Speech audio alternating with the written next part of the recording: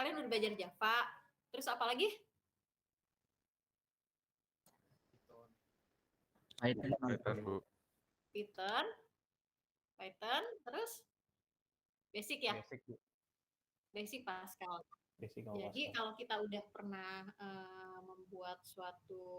kita sudah pernah membuat suatu program, kita sudah pernah mengerti salah satu program, kita pindah ke program lain itu akan lebih mudah memahami, paling cuma aturannya yang berbeda. Misalnya kalau di Java kan wajib ada penamaan ya, penamaan misalnya kelas gitu ya.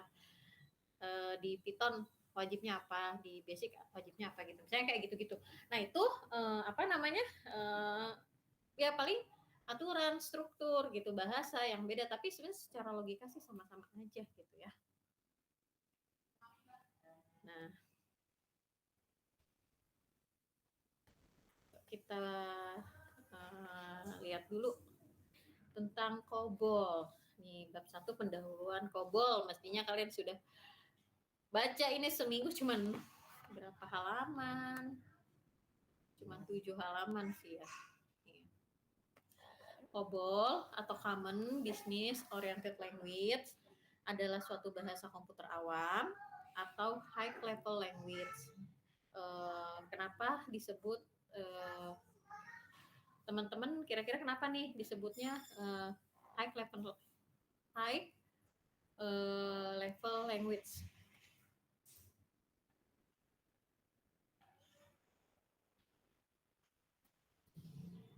Yang kalian pahamin. Jadi kan ada high level language, ada bahasa tingkat tinggi dan bahasa tingkat rendah gitu. Bedanya apa? Bedanya apa?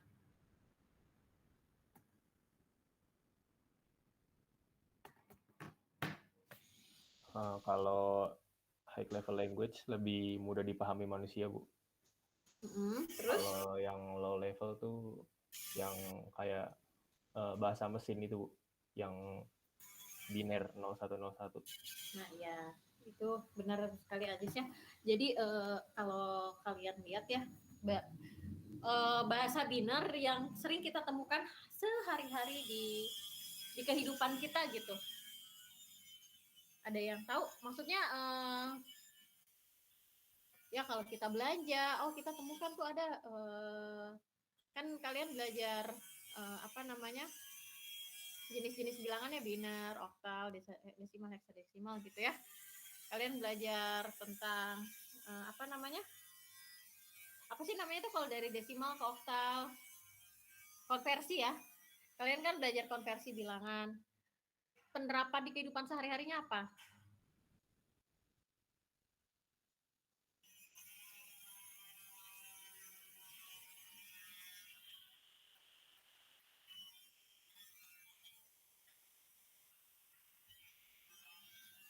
Jadi misalnya kalian tahu barcode?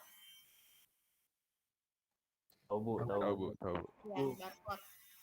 Nih kayak gini barcode. Ya.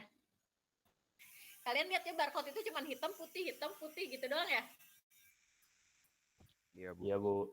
Nah, di barcode itu kalau kalian lihat misalnya nih angka 9 sama 9, kalian bisa lihat di situ hitamnya tipis, putih, terus hitamnya tebal. Semua angka 9 itu pasti kayak gitu deh bentukannya.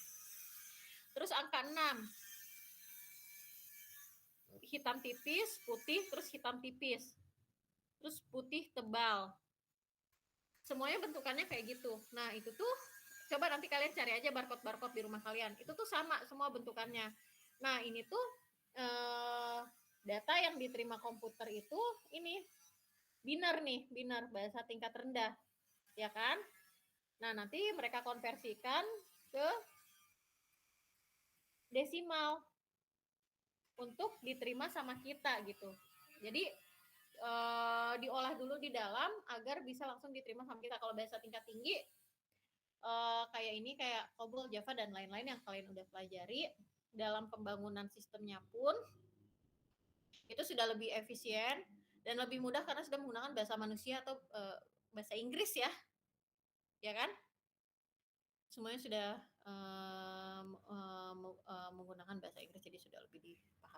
Itulah intinya ya.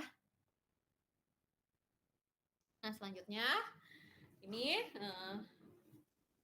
COBOL hampir dapat digunakan pada semua komputer bila terdapat compiler COBOL-nya ya.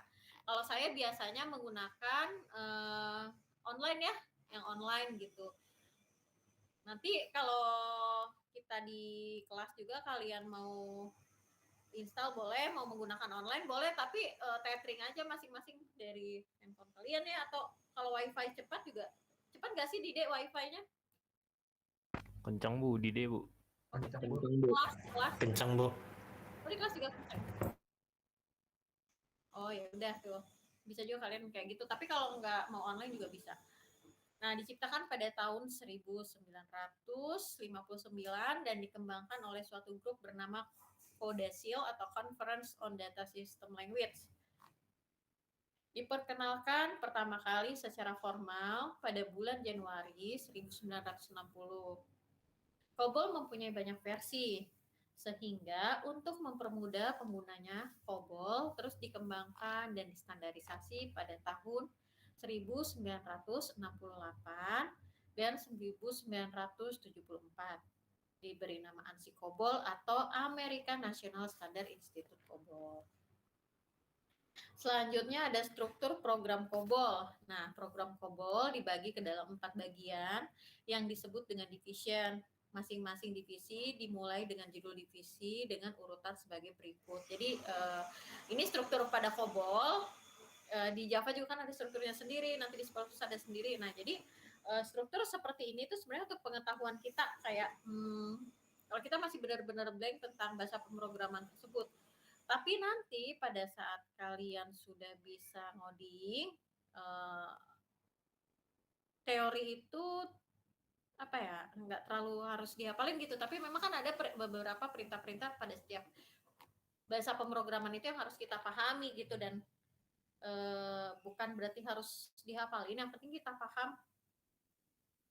Saya juga dulu kerja sebagai programmer, nggak semua saya hafal tapi paham, jadi pada saat saya butuh saya tinggal googling nyari gitu ya. Cuman kan kalau kalian mahasiswa ada ujiannya, ujian kan closed book ya, karena ujian closed book ya kalian harus hafal dan paham gitu ya.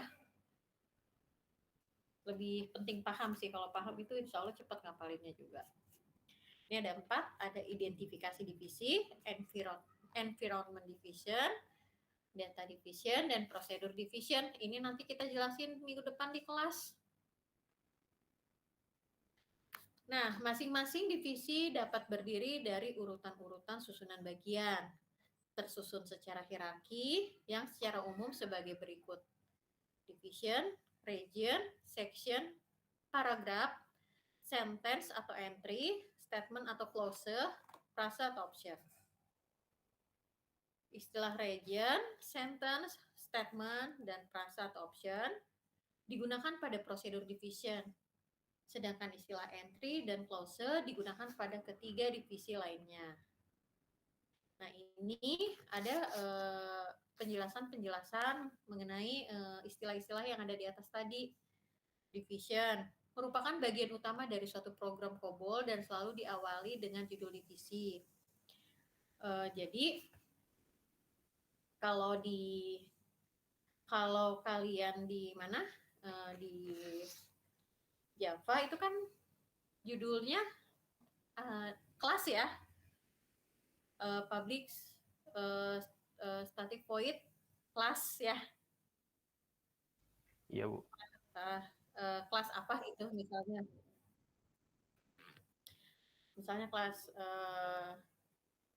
kelas IA, kelas IA04 gitu, kelas IA04, nama ininya, nama judulnya gitu. Nah, kalau di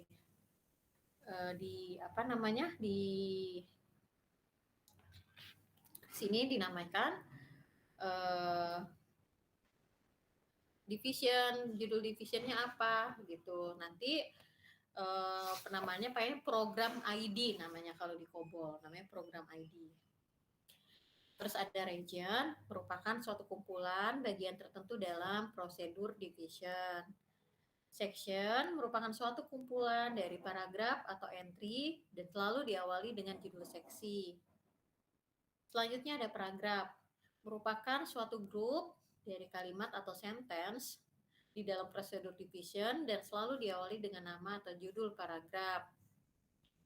Selanjutnya ada entry, merupakan sesuatu yang harus dituliskan pada tempat-tempat tertentu di dalam program COBOL. Suatu entry dapat juga dikatakan sebagai suatu set atau kumpulan dari klase, anak kalimat yang diakhiri dengan titik. Selanjutnya ada sentence, merupakan kumpulan dari satu atau lebih statement dan harus diakhiri dengan tanda titik. Ada clause, merupakan kumpulan dari kata yang berbentuk suatu arti. Clause adalah bagian dari entry. Ada statement, merupakan perintah pengerjaan untuk komputer. Statement dalam bentuk kata kerja yang merupakan COBOL reserved word. COBOL reserved word itu kata-kata yang dikenali oleh COBOL itu nanti ada beberapa, ada zero, ada space, ada apa nanti ada. Ya. Terus ada frase, itu suatu grup kata yang merupakan bagian dari statement atau clause. Option, kebanyakan frase adalah opsional, boleh disertakan atau tidak, maka sering disebut dengan option. Nah, ini karena kita belajar tentang, ini teorinya ya, materinya seperti ini. Nanti pada saat implementasi penuangan kalian modi, yang nggak harus semuanya juga, maksudnya ini bukan pakem semuanya digunakan, enggak, cuman ini adalah perintah-perintah yang paling nggak kita pahami ini buat apa gitu ya. Nah, adapun tata cara pemberian nama pada bahasa COBOL harus gabungan dari huruf A sampai Z, bisa huruf kapital atau huruf kecil, angka 0 sampai 9, dan hanya bisa mengandung karakter hyphennya atau itu tanda kurang gitu. Dibatasi panjang maksimumnya 30 karakter. Paling sedikit harus mengandung satu huruf.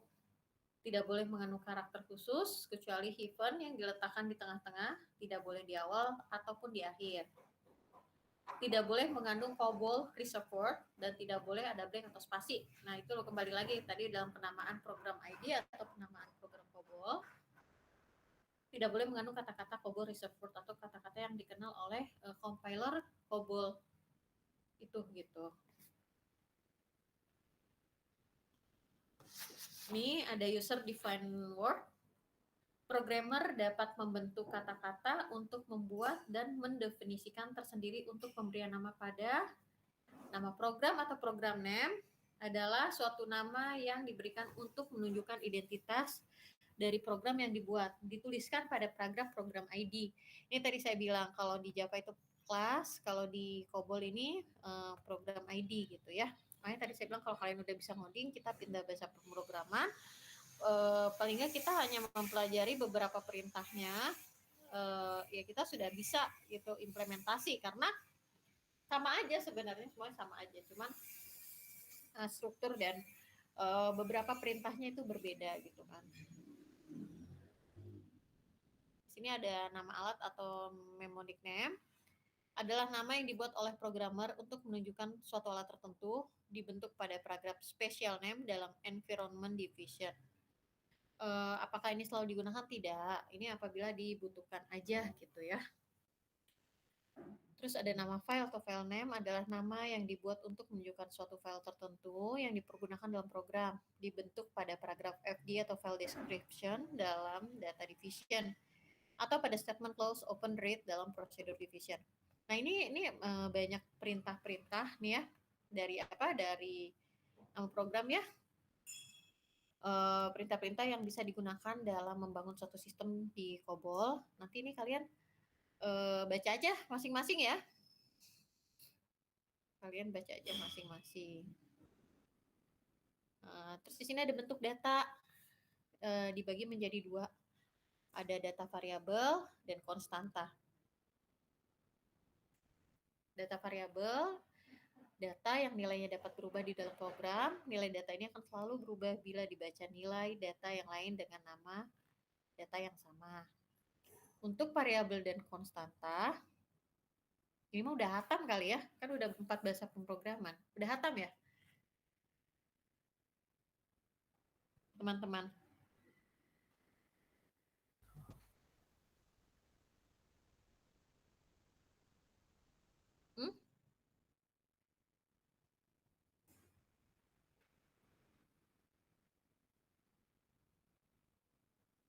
Ini sunyi banget ya.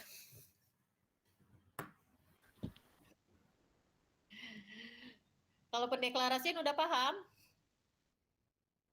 Paham, Bu. Paham ya.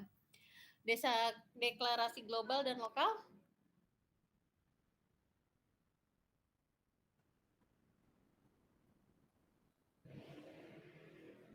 Paham, Bu.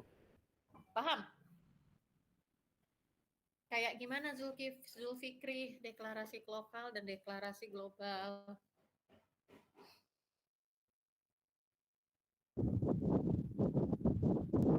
Mungkin kalau global itu, Bu, ya, kalau misalkan di Python kan di dev main-nya, di fungsi utamanya. Kalau lokal mungkin di metode-metode atau fungsi-fungsi yang lokal, Bu. Oke. Ya betul sekali, kalau global dia di mainnya ya, atau jadi gampangnya gini. Kalian lihat aja kurawal per blok. Kebayang ya burung kurawal? Iya, Bu. Kebayang? Iya, Bu. Kebayang, Bu. Atau tiap blok ya. Ya, gitu. Kalau global dia berarti ada di mulai dari buka kurung atas, ditutupnya tuh bakal di bawah. Jadi dia mencakup semua, kapanpun dipanggil oleh blok-blok yang lain, maka akan bisa dipanggil. Tapi kalau lokal tuh ya udah di tiap metode-metodenya aja tuh tiap di blok kurawalnya doang gitu. Jadi kalau di sini kurawal buka, di sini kurawal, di sini buka, di sini tutup, di sini dia pendeklarasiannya baru gitu. Menurut kalian lebih efisien mana, lebih bagus mana, global apa lokal?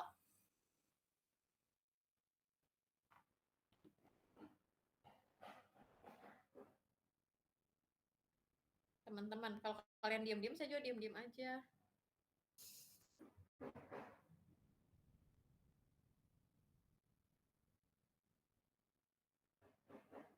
Hmm?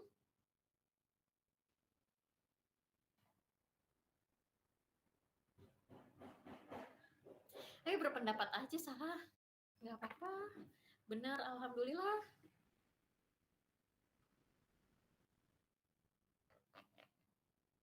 Nah, kalau menurut saya global, Bu. Kenapa, Aziz? Soalnya kan kalau dia itu sekali panggil langsung mencakup semuanya. Oke.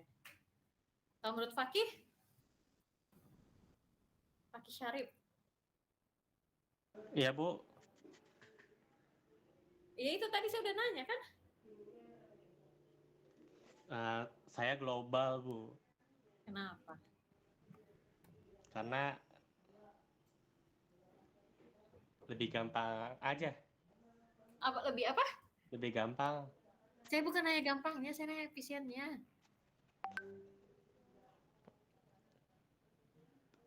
Tetap global, Bu. Tetap karena Bisa mencakup semuanya pas dipanggil. sama kayak Aziz gitu. Mm-mm. Ada tambahan mungkin lebih-lebih dari Aziz atau beda? Nggak ada, Bu. Sama aja. Oke, kalau gitu Ramaditya Eka siapa nih? Iya, Bu. Iya, menurut Ramaditya gimana? Kalau saya global, Bu. Kenapa? Karena kalau manggil fungsinya doang bisa deklarasiin semuanya, Bu. Bisa kepanggil semua. Ini ada 4IA 12 mau siapa nih? Mau camat Rizky Lubis, Bu. Kamu masih ngulang? 5IA sekarang. Hah? Ya, pengulangan, Bu. Pengulangan? Kenapa kamu pengulangan tapi kamu tidak info?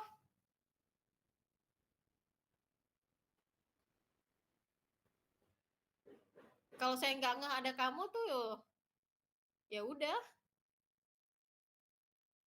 Kenapa tidak info?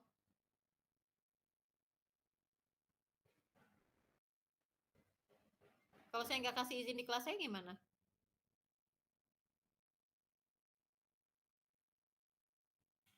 Nah, kamu nggak jawab.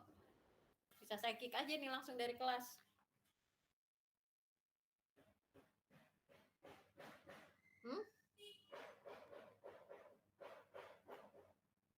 Kenapa tidak info? Mau gabung di kelas saya atau tidak? Kalau tidak silakan keluar dari kelas saya.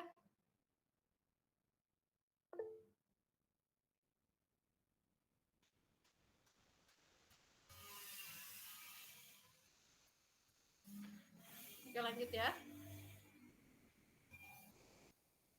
Oke, tadi global atau lokal. Teman-teman lain buat semuanya, tapi semoga nggak ada yang ulang kelas. Kalau kalian ulang kelas itu biasakan info dulu dosennya. Yang pertama, dosennya bersedia atau tidak. Kalau misalnya kalian, kalaupun saya bersedia dan kalau kalian nggak info dan dosennya bersedia aja, terus mereka nggak ada kalian nih anak kelas ngulang. Ya udah, masa kalian ngulang lagi 2 kali tahun depan ya nggak? Ya, tapi semoga nggak ada yang ngulang ya. Oke, jadi tadi konstanta, deklarasi lokal atau global itu tergantung kebutuhan aja sih. Misalnya gini, pendeklarasian itu dibutuhkan pada setiap blok ya atau metode dibutuhkan pada setiap, misalnya gini, kita bikin web, gampangnya web aja gitu ya. Ada menu, ada setelah menu tuh misalnya ada portal berita lah, ada news, ada sport, terus ada kuliner dan lain-lain. Nah, di setiap menu-menu itu, tab-tab itu kita butuh untuk memanggil data tersebut, data yang sudah dideklarasikan. Iya, itu bagus kalau dia global ya.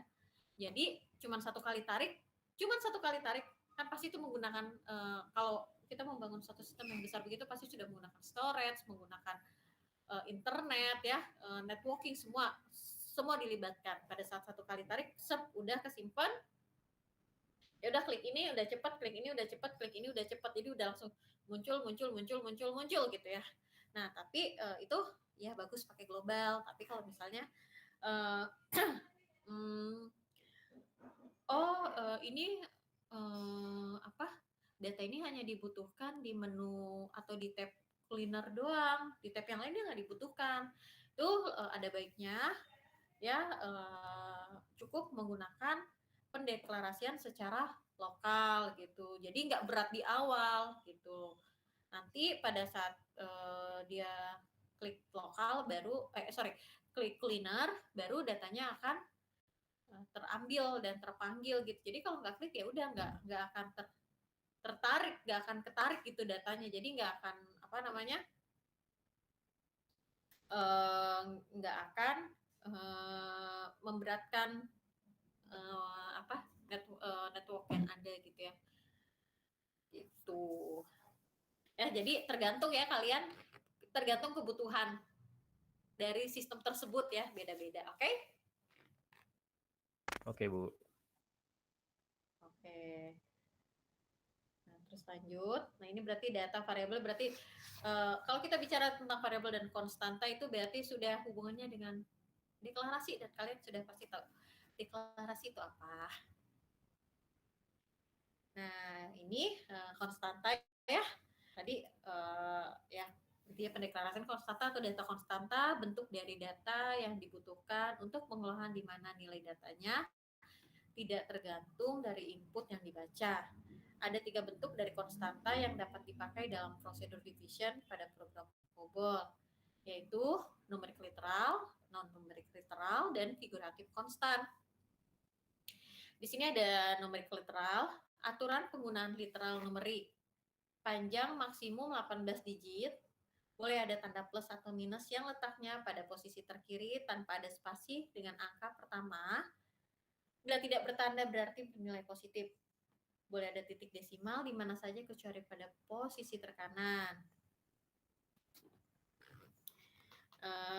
Terus non-numerik literal,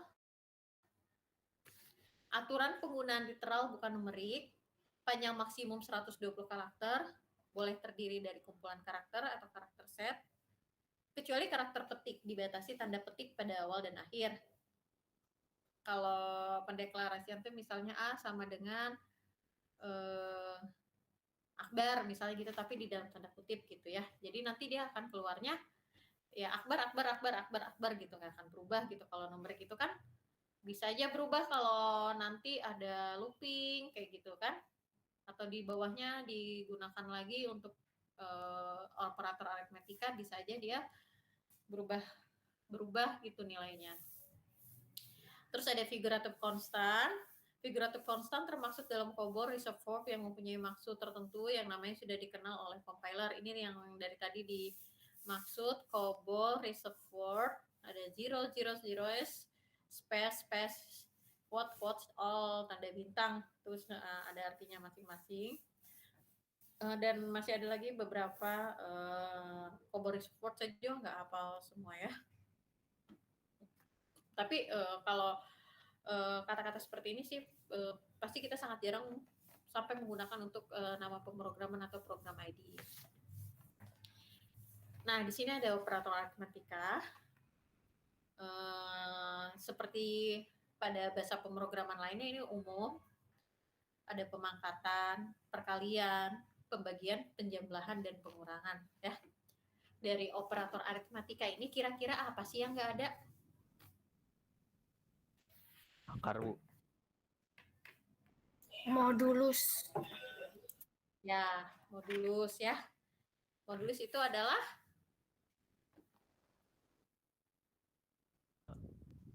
Sisa bagi. ya sisa bagi. Ya, berarti kalau 10 bagi 5, 10 modulus 5 Oh, Bu. 0, Bu. 0, Bu. yang saya jadi pertanyaan buat kalian, bukan tugas sih, jadi ya udah nanti minggu depan saya tanya secara random aja. Apakah di COBOL ada modulus? Kalau iya ada modulus, simbolnya apa? Ya. Ini kalian gak harus tulis, gak harus kirim apapun, nanti aja minggu depan saya nanya-nanya doang. Oke? Oke, Bu. Baik, Bu. Selanjutnya ada ungkapan aritmetika. Ada sih dari ya. Siapa? Ada yang panggil saya tadi? Nggak ada, Bu. Hah? Nggak ada kayaknya deh, Bu. Serius? Terus, Bu, nggak ada yang manggil. Berhalusinasi. Oke, lanjut. Adalah kombinasi dari literal numerik, nama data, operator aritmetika, kurung buka dan kurung tutup. Penulisan ungkapan aritmetika harus dipisahkan paling sedikit dengan sebuah blank atau spasi. Ini ada aturan penulisan shorts program. Kolom yang tersedia untuk menuliskan program COBOL ada kolom 1 sampai 80 dengan ketentuan. Nah, kalau kalian juga di Basic itu kalian tulis apa sih? Ada aturan apa? 10, 20, 30 gitu kan ya? Di Basic ya? Ya, Bu. Ingat nggak? Ada, Bu. Ada. Ingat, Ya, Bu, tapi ingat. kan nggak harus ya. Nggak harus kan? Cuman kan kalau loopingnya di Basic itu menggunakan goto gitu ya, goto 10, goto 20 gitu ya, makanya enak tuh kalau ada baris goto 60 gitu, jadi langsung ke baris 60 dia mengelooping gitu ya kalau di Basic. Tapi kan nggak wajib. Nah, sama ini dengan perintah-perintah yang ada di COBOL juga kayak gitu ya. Ini kolom 1 sampai 6 digunakan untuk nomor urut bila mana diperlukan, sifatnya opsional, dan nomor yang diberikan harus urut atau ascending. Nah, ini ada lagi, ini kalian baca aja ya, aturan penulisan search program. Ini kalian baca-baca aja nanti. Ada juga level number. Nah, level number itu, nomor jenjang adalah satu nomor yang menunjukkan jenjang dari data item dalam suatu record. Level number yang digunakan ada 01 untuk mengawali keterangan dari record, 02 sampai 49 digunakan untuk mengawali keterangan dari data item, 66 digunakan untuk rename, 77 digunakan untuk mengawali data item yang berdiri sendiri, hanya boleh terdapat pada working storage section. 88 digunakan untuk mengawali suatu kondisi. Jadi ini level number ini kita gunakan sesuai dengan kebutuhan pada saat membangun sistem. Yang penting kita paham, oh kita butuh nih kasih level number, nanti tinggal kita lihat butuh yang mana nih level numbernya gitu. Ini ada picture close. picture closer digunakan untuk menerangkan masing-masing data item yang digunakan. Mengenai ukuran dari field dan memberikan informasi dari nilai data tersebut juga mengatur bentuk data di memori. Nanti ini kalian baca juga nih ya, baca. Jadi sebenarnya ini ke materi-materi ini kan sebenarnya buat kalian ujian, karena pas kita implementasi itu, oh yang penting kita udah paham, kita udah baca gitu, udah tahu nanti kita harus ngapain gitu. Ini juga ada picture editing ya, berguna untuk perubahan bentuk dari data yang telah disimpan di storage atau memori. Dengan adanya editing atau perubahan, data yang dicetak pada output akan tampak lebih mudah dibaca, mudah dimengerti, dan mempunyai susunan yang lebih baik dibandingkan dengan bentuk data asli yang tersimpan di storage. Contohnya satu ya, picture editing, Z, digunakan untuk menggantikan angka 0 di awal agar tidak tampak pada waktu pencetakan. Ya, jadi ini lebih ke tampilannya nanti seperti apa, kita membutuhkan perintah apa gitu ya. Ini ada macam-macam semuanya, dan mungkin aja nanti juga pada saat kita praktik tidak semuanya digunakan, atau pada saat kalau kalian pilih presentasi tidak semuanya juga digunakan pada saat pembangunan sistem itu. Nah, untuk pertemuan ini saya ngejelasin bab 1. Nah, menurut kalian pada saat membangun suatu program, membangun suatu sistem itu siapa yang bisa membangun suatu sistem? Namanya apa? Programmer. Oke, terus? Developer. Oke, developer. Iya, developer itu ada apa aja?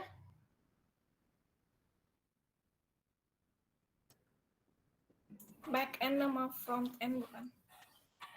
Oh, kalau back end dan front end itu programmer back end berarti dia ngurus bagian belakang, data, database, semua data yang akan digunakan pada saat tampilan. Kalau front end itu interface, tampilan interface-nya seperti apa gitu. Oke, jadi gini teman-teman, pada saat kita membangun suatu sistem itu membutuhkan banyak sekali sumber daya manusia gitu ya. Jadi memang kita membangun sistem itu bertujuan untuk lebih efisiensi, lebih menghemat waktu, lebih menghemat biaya dan lain-lain gitu. Tapi pada saat kita ada tahapan-tahapan yang harus kita lakukan pada saat membangun sistem. Jadi nggak langsung programmer yang mengerjakan ya itu, atau langsung developer semua yang mengerjakan, enggak. Ada tahapannya, nanti saya ini ngejelasinnya di minggu depan. Sekalian saya ngejelasin setelah itu saya ngejelasin itu tahapan-tahapan dan akan menjelaskan bab 2. Nanti bab 2 itu kalian udah punya kan di situ division ya, ada division, nanti saya jelasin division gitu. Itu aja. Sebelum saya absen, ada yang mau ditanyakan dulu?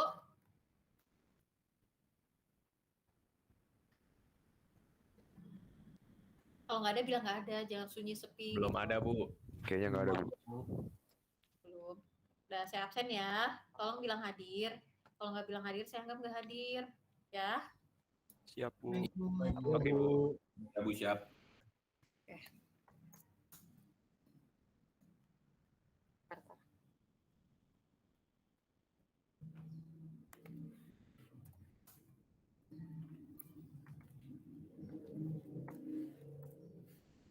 Afrio Noval. Hadir, Bu. Aziz. Hadir, Bu. Devon. Hadir, Bu. Di Ajeng. Hadir, Bu. Fajar. Hadir, Bu. Fahri. Hadir, Bu. Akih. Hadir, Bu. Dayu. Hadir, Bu. Hafiz Bahtiar nggak ada ya? Itu emang nggak ada, Bu. Nggak ada kejelasan. Bu, nggak aktif. Nggak pernah ada gitu maksudnya. Hafiz Bahtiar nggak ada. Ihwal Sadam. Hadir, Bu. Ivano Rifki. Hadir, Bu. Jihan, Hadir Ibu. Yohanes, Hadir Bu. Juan. Juan cuti Bu. Oh, Juan cuti.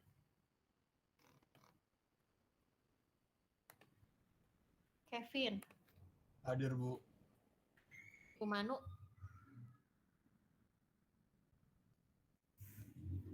Lumanu,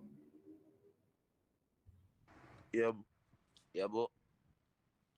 hadir tidak? Hadir Bu. Olana, Hadir Bu. Miss Mikael, Hadir Bu. Mikael apa Michelle atau apa? Michael Bu. Oh, Michael, sorry. Kalau Miftahul, Ada Bu. Mita, Hadir Bu. Muhammad Hadir. Dimas, Lu Muhammad Dimas, Nggak ikut juga Bu, nggak tahu, nggak pernah ada. Rizky, Muhammad Rizky Ramadada, Hadir Bu. Muhammad Amir, Hadir Bu, hadir. Muhammad Dava, Hadir Bu.